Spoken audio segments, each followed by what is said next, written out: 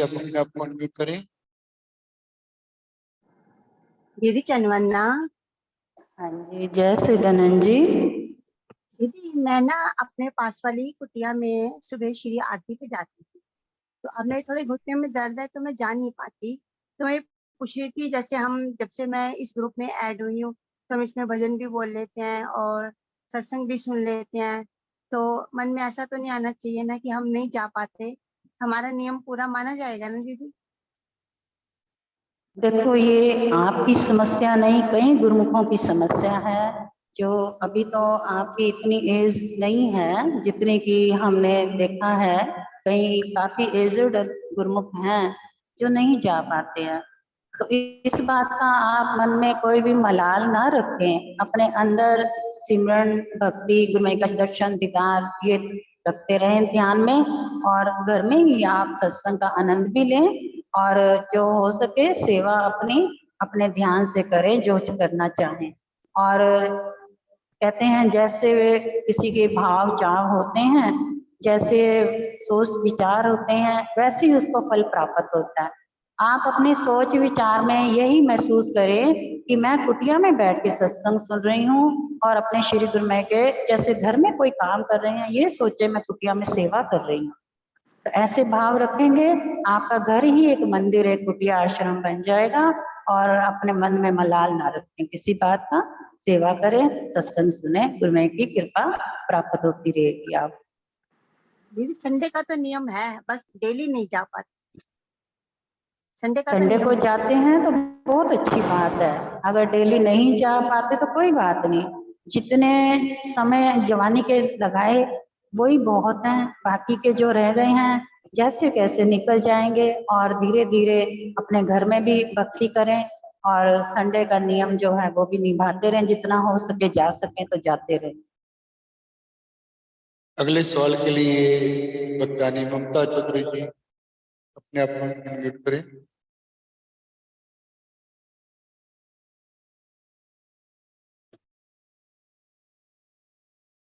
आप अपने आप को अनम्यूट करें।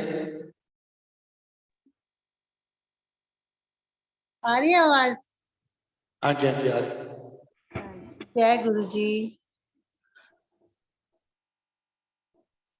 हाँ जी बोलिए, अपना सवाल पूछिए आप। हाँ जी, मैं तो भजन बोलना चाहती थी। भजन नहीं, अभी नहीं हुई भजन, अभी सवाल जो आपका सेशन चल रहा है, अगर आपका कोई सवाल है तो पूछिए। नहीं गुरु जी, बस मैं भजन बोलूंगी, बाद में बोल लूंगी, कोई बात भजन नहीं। कल कल बोलिए आप। हाँ जी हाँ जी। सीमा मलिक जी आप अपने आप को अनम्यूट करें।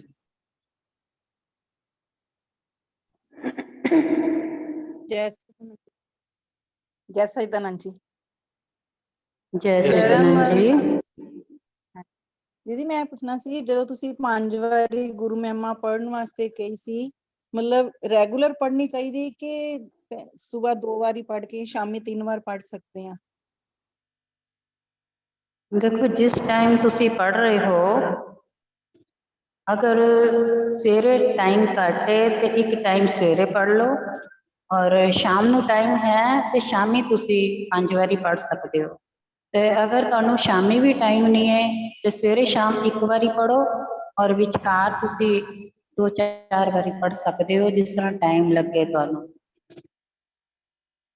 मैं कई बार कला घर विच हुंदा ना, उठना पै जांदा विचों, फिर लगातार 5 ਵਾਰੀ नहीं पढ़ी जाती ना। जिस तरह ठीक लगे तुसी उस तरह करो, ऐसी कोई गल नहीं है, लेकिन नियम अपना जिस हिसाब नाल तुसी कर सकते हो उस तरह निभांदे रहो। ਜਿਹੜੀ 4 ਤੋਂ 5 ਸਿਮਰਨ ਤੋਂ ਬਾਅਦ ਵਿੱਚ मतलब गुरु महिमा शुरू करते हैं, ਉਹ ਜੋਤ ਜਗਾ ਕੇ ਕਰਨੀ ਚਾਹੀਦੀ ਹੈ ਕਿ मतलब ਐਦਾਂ ਵੀ ਪੜ ਸਕਦੇ ਆ? ਇਸ ਤਰ੍ਹਾਂ 4 ਤੋਂ 5 ਸਿਮਰਨ ਸਵੇਰੇ ਖਤਮ ਹੁੰਦਾ ਹੈ। ਸਵੇਰੇ ਜਦੋਂ ਸਿਮਰਨ ਕਰਦੇ ਹੋ ਉਸ ਟਾਈਮ ਬਿਨਾਂ ਜੋਤ ਦੇ ਤੁਸੀਂ ਕਰ ਸਕਦੇ ਹੋ। ਜਦੋਂ ਆਰਤੀ ਦੇ ਟਾਈਮ ਤੇ ਜੋਤ ਜਗਾਉਂਦੇ ਹੋ ਉਸ ਟਾਈਮ ਕਰੋ। ਅਗਰ ਅਖੰਡ ਜੋਤ ਹੈ ਤੇ ਉਹ ਤੇ 24 ਘੰਟੇ ਜਗਦੀ ਰਹੇਗੀ, ਉਹਦੀ ਤੇ ਕੋਈ ਜਗਾਉਣ ਦੀ ਜ਼ਰੂਰਤ ਨਹੀਂ ਹੈ। ਤੇ ਅਗਰ ਤੁਸੀਂ ਸਵੇਰੇ ਸ਼ਾਮ ਦੀ ਜਗਾ ਰਹੇ ਹੋ ਤੇ ਸਿਰਫ ਸਵੇਰੇ ਸ਼ਾਮ ਦੀ ਹੀ ਜਗਾਓ, ਵਿੱਚ ਨਹੀਂ ਜਗਾਓ। ਨਹੀਂ, ਜਿਸ ਤਰ੍ਹਾਂ 4 ਤੋਂ 5 ਸਿਮਰਨ ਸਵੇਰੇ ਖਤਮ, ਉਸ ਤੋਂ ਬਾਅਦ ਗੁਰੂ ਮਹਿਮਾ ਪੜ੍ਹਨੀ ਹੁੰਦੀ ਹੈ, ਜੋਤ ਜਗਾ ਕੇ ਪੜ੍ਹਨੀ ਚਾਹੀਦੀ ਕਿ ਨਾਲ ਹੀ ਸ਼ੁਰੂ ਕਰ ਲਈਏ ਸਿਮਰਨ ਖਤਮ ਹੋਣ ਤੋਂ ਬਾਅਦ ਵਿੱਚ? ਜੋਤ ਤੇ ਤੁਸੀਂ ਉਦੋਂ ਹੀ ਜਗਾਓ ਜਦੋਂ ਆਰਤੀ ਦਾ ਟਾਈਮ ਹੁੰਦਾ, ਉਦੋਂ ਹੀ ਗੁਰੂ ਮਹਿਮਾ ਵੀ ਸ਼ੁਰੂ ਕਰੋ। ਉਸ ਤੋਂ ਪਹਿਲੇ ਕਿਉਂ ਕਰਦੇ ਹੋ? ਸਵੇਰ ਦੀ ਗੁਰੂ ਮਹਿਮਾ ਸਟਾਰਟਿੰਗ ਜਿਹੜੀ ਹੈ ਜੋ ਜਗਾ ਕੇ ਹੀ ਕਰਨੀ ਚਾਹੀਦੀ ਹੈ। चरण वंदना दी। जय सचिदानंद। अगले सवाल के लिए अपना हैंड रेज कर सकते हैं अगर किसी गुरुमुख का कोई सवाल है। गोपी गिरधर जी कुछ पूछना चाहते हैं और भगत जी आप आके पूछें, आप क्लियर पूछें, हमें ऐसे समझ में नहीं आ रहा आपने जो मैसेज किया है। मैं अनम्यूट कर रहा हूँ ओपी गिरधर जी को, आप अपने आप अनम्यूट करें,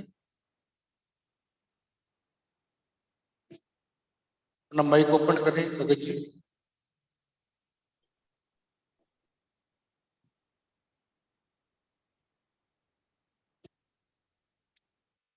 हाँ जी, आपकी आवाज नहीं आ रही है।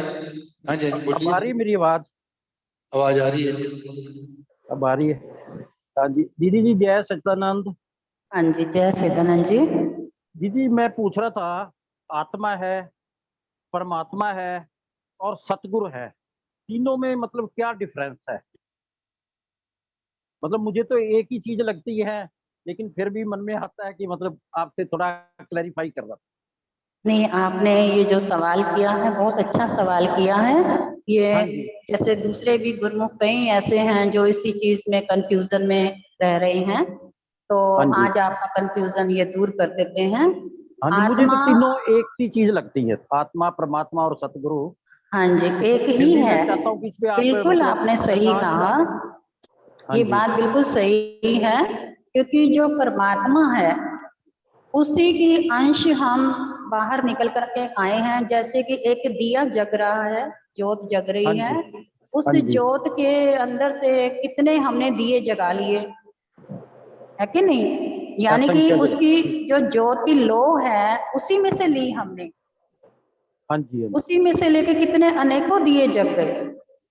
इसी हाँ जी। प्रकार से परमात्मा की जो लो है उन वही आत्मा के रूप में हमारे अंदर विराजमान है, विराजमान। और हाँ जी। वही सतगुरु हैं, सतगुरु के अंदर भी वही है। हाँ लेकिन जी। एक फर्क है कि जब वो हमें मानुष चोला देते हैं तो इसलिए इस पर्पस पे देते हैं कि हम इस मनुष्य चोले में पहले तो इंसान बने। ठीक। जब हम यानी कि जब तक से हमें इंसान बनने के तरीके, तौर तरीके, हमारे संस्कार, हमारी सूझबूझ, हमारी सद्बुद्धि ये सब काम नहीं करेंगे तब तक हाँ हम जी। इंसान नहीं हैं।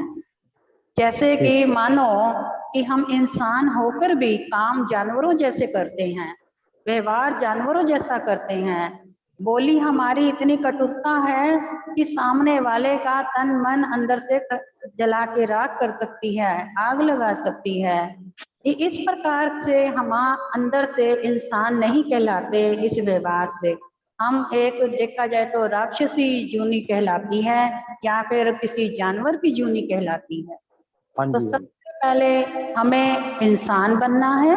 ये अपने अंदर से जितने भी अवगुण हैं सारे निकाल करके बाहर फेंक के भक्ति करते हुए, नाम सिमरन करते हुए इंसान बनते। जब इंसान बन गए तो नाम की इतनी कमाई करें, इतनी करें कि हम इंसान बनने के बाद भगवान बन सकते। हाँ जी। तो हम यानी कि भगवान ने ये कहा है हर किसी जीव के लिए कि मैंने ये जो जीव बनाए हैं संसार में अपना ही रूप बना करके भेजा है, और इस रूप को निखारना आपके अपने हाथ में है। कैसे संवारना, कैसे समझाना, बनाना, ये आप अपनी भक्ति से संवार सकते हैं, भक्ति से निखार सकते हैं। हाँ तो जी। इसलिए गुरु रूप जो होता है वो परमात्मा की एक अमूल्य यानी कि उनके अमूल्य अंश हैं। जो सतगुरु हैं वो हमें शिक्षा देने आते हैं, वो यानी कि परमात्मा के दूत बन करके हमारे बीच में आकर के हमें नाम दीक्षा इसलिए देते हैं कि परमात्मा का हुक्म होता है कि इन जीवों को जाकर के नाम दात दो जिससे कि ये इंसान बने, इंसान के बाद ये अपना रूप अंदर से पहचाने और भगवान का रूप बन जाए। तो इसलिए आत्मा सबके अंदर एक है और परमात्मा भी एक है। ये आपका सवाल बिल्कुल सही। ठीक है, धन्यवाद, बहुत बहुत धन्यवाद। जय सच्चिदानंद। जैसे अगले सवाल के लिए गुरुमुख हैंड रेज करें।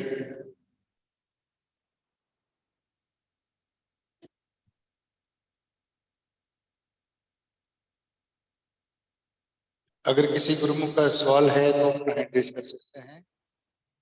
आज ग्रुप में भक्तानी पूनम जी की बिटिया का भी जन्म दिवस है, भक्तानी रेणु बटेजा जी का भी जन्म दिवस है और भक्तानी रीटा बुद्धि राजा जी के दामाद का भी जन्म दिवस है। सबको आप आशीर्वाद दें। और कल हमारे परम भक्त राजेश बाबा जी की एनिवर्सरी है, सबको आप आशीर्वाद। जिनका जन्मदिन है आज तो उनका मौका है, आशीर्वाद खुद सामने आए और आकर के बताएं कि हमारा जन्मदिन है, किसका जन्मदिन है। गुरुमुखों, आज के दिन सवाल जवाब का दिन होता है और आज आपको मौका भी मिला होता है, तो आप हैंड रेज करें जिनका जन्मदिन है।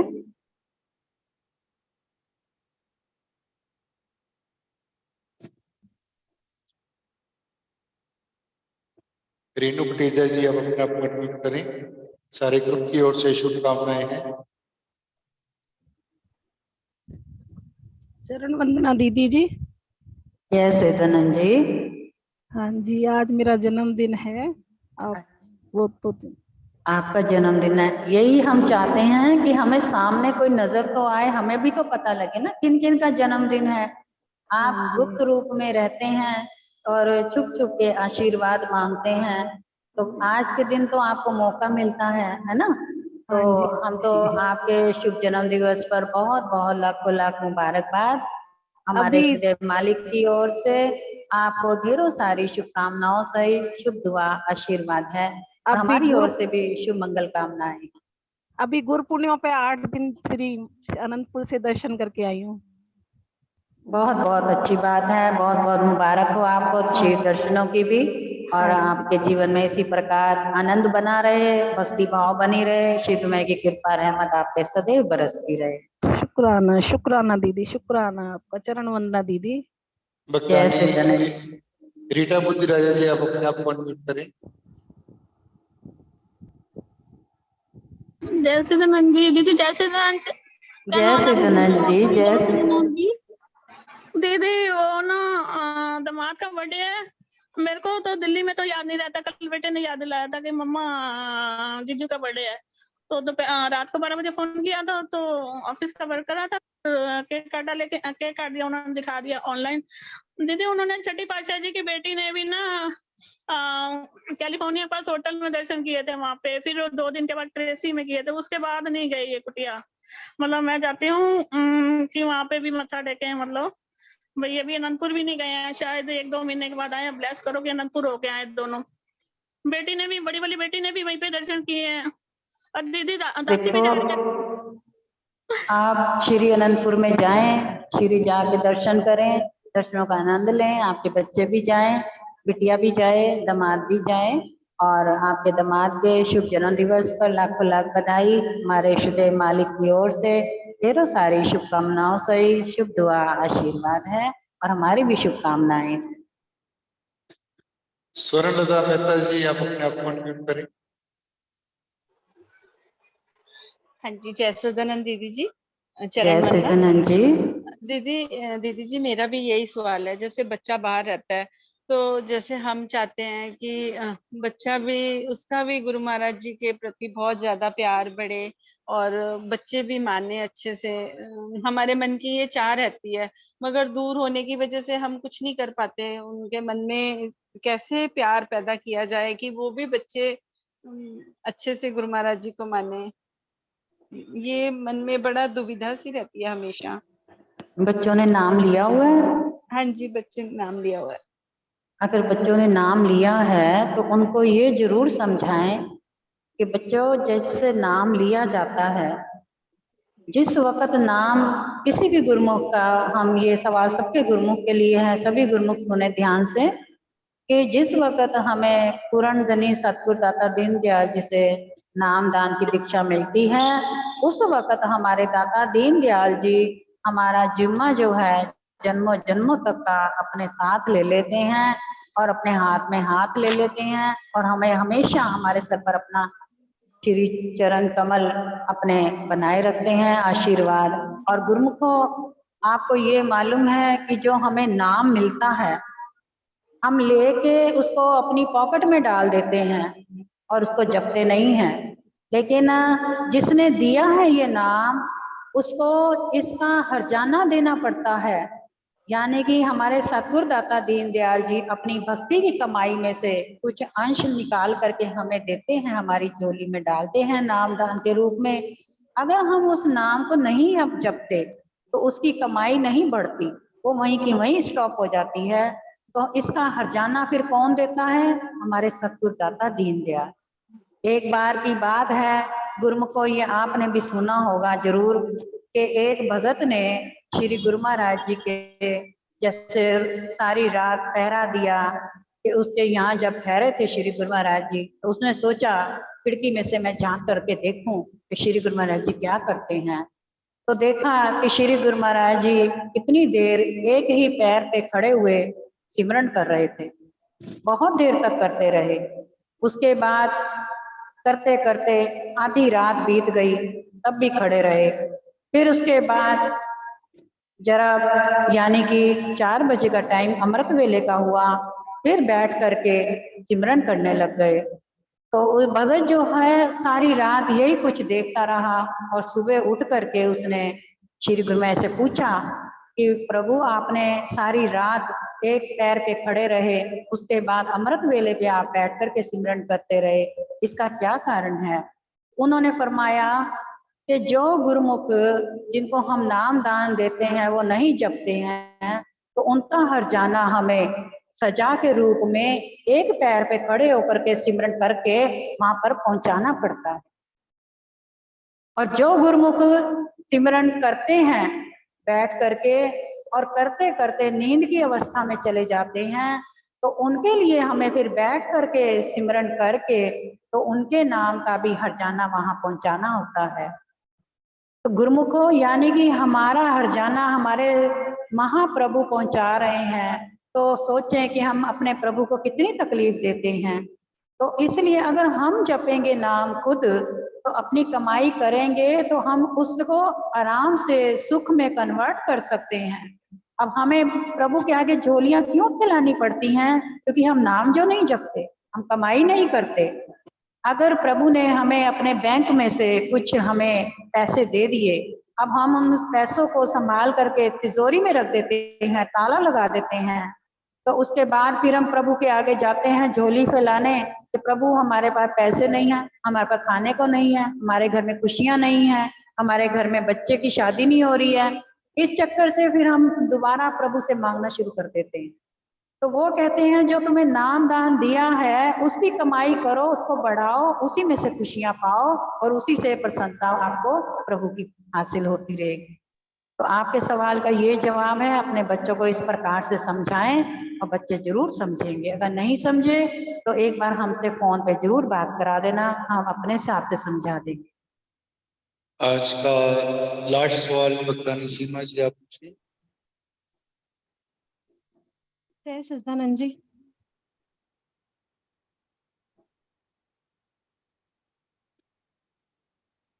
जी, हमको आज हमारा जन्मदिन है और हमको आशीर्वाद दीजिए। जैसे दीदी जी बता रहे थे ना कि नाम दान लेने के बाद अगर नहीं जपते हैं तो गुरु महाराज जी को कष्ट होता है, तो हमको भी 17-18 साल हो गए हैं नाम दान लिए, लेकिन हम नहीं कर पाते हैं कमाई।